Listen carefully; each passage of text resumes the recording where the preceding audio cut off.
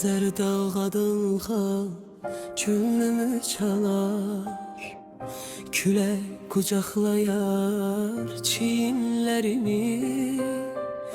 Gözəl Azərbaycan bənzərsiz diyar, baxdım söz tapmadım, sustum lal kimi. Təbəssüm saçılan hər üzdə nur var, quşların səsiyle açırdan yeri. Gözəl Azərbaycan müqəddəs diyar, ulduzlar bağrında xal gecələri.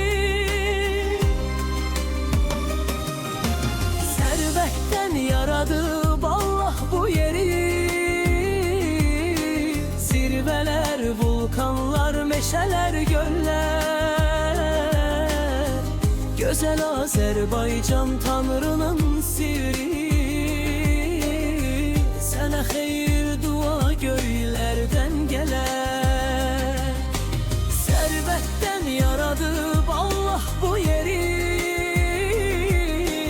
zirvələr, vulkanlar, meşələr, göllər. Gözəl Azərbaycan Tanrının sirri, sənə xeyir dua göylərdən gələr. Bir ocaq başında qızınır hamı, insana məhəbbət Allah əmridir.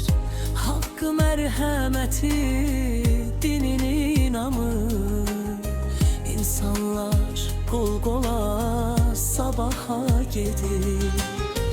Göylərdən endilər sanki sübh çağı, xeyir işlər üçün insanlar yerə.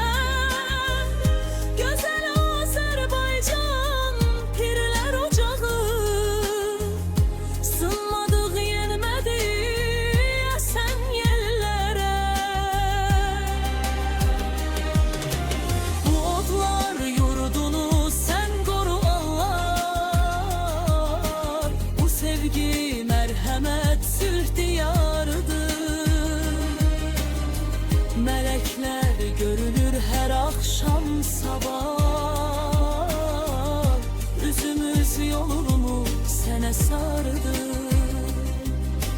Heç kəsə yamanlıq istəmirəm mən, dünya həsrət qalsın zülmə savaşa.